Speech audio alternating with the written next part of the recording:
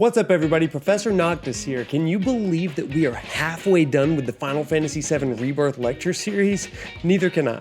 So just like I do in my regular classes, I'm going to help you out, especially if you haven't caught up yet or if you've been sleeping in class. Not looking at some of you in particular. Anyway, I'm going to guide you through a mid-semester review session, just like I do in my regular classes, so that we can tackle the biggest takeaways from the series to compile the top 10 theories and hopes that we all have for Part 3 of the Final Fantasy VII Remake Trilogy. These are coming from all of our amazing guests, as well as different things that Evan and I have come up with for ourselves. But before we get into that, I want to thank today's sponsor of this video, DXRacer, who has made this incredible, amazing Final Fantasy VII Rebirth themed chair I'm sitting in right now. It's perfect for those long streaming marathons, all-nighter study sessions, or maybe just kicking back with your favorite JRPG. And especially here at the end of the semester, it makes for a killer holiday gift. Imagine waking up and finding this thing under the tree. That would make any fan's holiday absolutely perfect. Now during this video, not only will I be showing off this chair, but I'm going to show you how to build it as well. That's right, we're going to be building a chair during the course of our mid-semester review, because we like to do things on hard mode. ProfNoctis, you know what I'm saying? So be sure to watch all the way to the end, because when that limit break bar fills up, you'll get a special discount on your very own DXRacer Rebirth chair. So get excited for that. Now let's get to that mid-semester review. Let's kick things off with what we call the time loop theory. MJ Gallagher came in swinging with the idea that Sephiroth might be resetting time in a loop to perfect his strategy against the party. This really lends itself to the idea that the Remake Trilogy may be a sequel, or even more than that, a cycle of the original game. If that's true, we're not just fighting against Sephiroth, we're fighting against all the lessons he's accumulated from the original timeline and this new one that he's created. So imagine if Part 3 incorporated this into gameplay. You revisit some of the merged realities of old and new, places you've been to before, but things are just a little bit off. NPCs might remember things differently, enemies might show up in unexpected spots, and maybe there's even hidden areas that only appear after specific loops. It's like New Game Plus, but on steroids, and multiverses, and worlds. The storytelling potential is huge here, absolutely huge. And you know what's perfect for unraveling a time loop? This DXRacer chair. How's that for a segue? Alright folks, so let's put this bad boy together. Building your DXRacer Final Fantasy VII Rebirth themed chair is easy, and I'm here to walk you through it step by step. I'm not much of a builder, and if I can build it, so can you. So, let's go. First things first, safely open up the box. No swords, buster, or otherwise, okay? Just a box cutter or your hands will do. It's gonna be fine. Next, lay everything out on the floor or a flat surface. Double check to make sure you've got all the parts. You don't want to miss a piece. That's a side quest you don't want. Then we're going to start with the wheelbase. Grab those 5 casters, the wheels, and push them into place on the bottom side of that wheelbase. Once they're all locked in, flip it over and make sure it's sitting on the floor steady. Give it a little push to make sure everything's locked in place. Now, take the hydraulic piston and insert it into the center of the wheelbase. Pop the sleeve over the piston. It's kind of like a tiny little hat for your chair base, okay? Just put it on top. And so there you go. You've got the base of the chair pretty much done. Easy peasy, right? And would you look at that? The limit break meter, it's filling up. Huh. Anyway, back to the review. Lesson number 2, Cloud's duality. Droogle and Shoop brought up a killer idea, exploring Cloud's identity crisis through gameplay. Now if you've been paying attention, Cloud isn't just fighting Shinra or Sephiroth, he's fighting himself too. Fighting for himself, trying to find himself. So imagine if this internal battle played out in combat. I want you to picture this. Cloud's fighting style shifts based on his mental state. Soldier Cloud may be precise and calculated, while Fractured Cloud leans into high-risk, high-reward chaos. Or maybe he's a little slower or unsure of himself. Who knows? You'd have to adapt on the fly, making every battle feel like a reflection of his own personal journey. If used correctly, it could really enhance the storytelling, and it could fuse the gameplay really nicely. Lesson number 3, Aerith's timeline manipulation. Lully Joe blew our minds with this one. What if Aerith's connection to the livestream let her actively manipulate the timeline? Gameplay-wise, we're talking about puzzle-solving mechanics where Aerith rewrites events in real time. Think Temple of the Ancients, but worldwide. Maybe you use her abilities to unlock hidden paths or alter boss fights or even change entire story branches. This isn't just about saving the planet after all, it's about reshaping destiny itself. And that's going to impact the whole world and maybe even the party. Lesson number 4, Zack and Cloud co-op mechanics. Let's talk about Zack. Daniel from Final Fan TV floated the idea that Zack and Cloud would team up, and now I can't stop thinking about it. Imagine a co-op system where you can switch between them mid-battle, both sides of the live stream.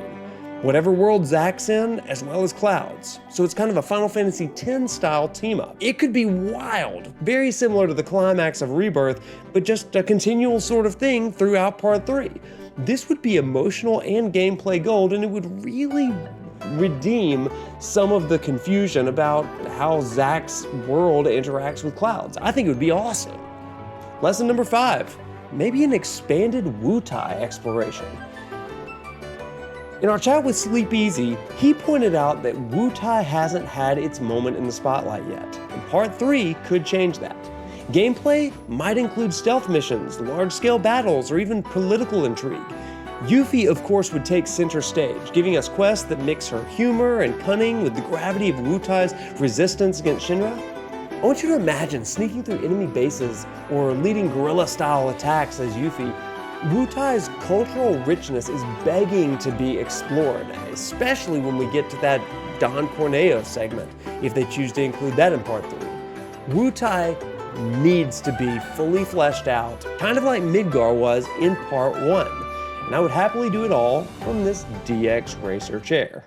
So let's get back to building that chair. It's time to build the actual seat of the chair. To do so, lay the backrest and the seat next to each other so that they're ready to assemble. Next, remove the pre-installed screws. On each side of the backrest, there are 4 screws already in place. You're going to want to remove those now.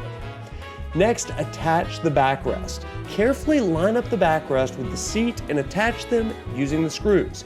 Here's the trick. Always start on the side where the angle isn't fixed. That keeps the backrest from wobbling or falling off mid-setup.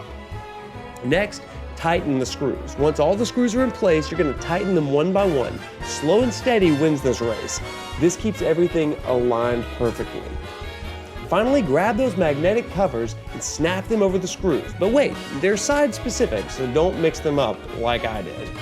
And hey, would you look at that? Our limit meter is halfway filled now, not far to go. But first, let's get back to the review. Next, the cosmic horror of Jenova. Clark, aka Schrodinger's baby seal, gave us chills with his take on Jenova's cosmic horror. What if Part 3 leans into this with gameplay that messes with your perception? Imagine warped environments, glitching stats, or enemies that mimic your party members. Every fight would feel like a psychological battle, keeping you on edge. Jenova's already terrifying, and we know that she's manipulating the mindset and the emotions and the perceptions of the world. What if she did that with gameplay mechanics as well? Adding these mechanics would make her even more unforgettable. Number 7, rewritten in-game scenarios. Ryan, aka Night Sky Prince, brought up the idea of rewriting iconic moments, and I'm here for it. What if Part 3 gives us multiple endings based on choices you've made across the trilogy? Aerith's fate, Zack's survival, it could all be in your hands. This would give us insane replay value and make every decision meaningful. Plus, it'd keep fan debates going on for years. And speaking of things that we'd love to revisit, let's get back to that chair. Almost done. It's time to insert the tilt mechanism. So first, flip the seat over, carefully. Remove the 4 screws from the center of the underside and then align the tilt mechanism with the front and back labels accordingly to avoid any confusion. Insert the screws, tighten them, and boom, you're good to go. With that coming together, let's take the assembled wheelbase and slide the hydraulic piston into the bottom of the seat. Easy, right? Flip the whole chair upright, and here's the fun part, give it a good sit. Just plant yourself in it and make sure everything kind of locks in place. Yep, it's a perfect fit, just like our final review session notes. Next, we remember that BioRoxas proposed that the Livestream could be a playable environment. I love this idea. Imagine exploring fragmented memories, interacting with echoes of lost characters, or even altering past events. This could be where the game ties together its biggest themes: life, death, legacy, all while giving us some of the most surreal and emotional moments in the entire series. Next, how about when Jesse Cox blew our minds with this one? What if Sephiroth's true goal isn't just the planet, but the multiverse? Amidst all of the quantum mechanics that we had in that conversation, a climactic battle across multiple realities could bring in unique mechanics, like shifting environments or parallel versions of your party. It would be the most ambitious ending ever and totally fitting for a villain as iconic as Sephiroth. How do you make Sephiroth even grander than he was in the original? Well, multiply him by an infinite number of multiverses. How crazy would that be? And finally, for our last Inside of the Lecture Series review, we remember that Daryl from Final Fantasy Union wrapped things up beautifully by emphasizing the trilogy's focus on legacy. How might legacy impact gameplay, however? Well, Daryl proposed that gameplay could include flashbacks, epilogue missions, or even a system where your choices shape the future of the planet. This isn't just about beating the game, it's about reflecting on everything the characters have been through and leaving a lasting impact. And this might mean that we get to explore some of the deep reasons why the characters are fighting for a future where their present situation leaves a living legacy for those who might inherit it. Now, as we close out, let's finish this chair build with a finishing touch of our own. Attach the neck rest. If you're shorter, place it a little lower. Taller folks, aim higher. Finally, add this soldier certified lumbar pillow to the seat. And that's it, our expanded top 10 theories and gameplay hopes for part 3 of the Final Fantasy VII Remake Trilogy. And we want to give a huge thanks to DXRacer for sponsoring this deep dive. As you can see, I've really enjoyed this chair. It is absolutely gorgeous. It is so comfortable. Just a few notes, I've got the extra large version of this chair. It is perfectly suited for an adult gamer. I think that it's the way to go. I think that this chair not only looks really cool, but it is going to be able to withstand hours and hours of journeying and side quests in Final Fantasy VII Rebirth. Plus, it gives you that level of street cred when you're like, hey, I'm a Final Fantasy VII Rebirth fan. Huh? Oh, look at that chair. You really are a Final Fantasy VII Rebirth fan. And this is a great chair to have, and it is the perfect way to kind of level up your gaming setup. So a huge thanks to DXRacer for sponsoring this video. Whether you are unraveling time loops or strategizing limit breaks, this chair is your ultimate companion. And whoa, would you look at that? We just hit our limit break, you guys. So that means that you've unlocked a special discount on your very own Final Fantasy VII Rebirth DXRacer chair. Simply put in the discount code ProfNoctis at checkout.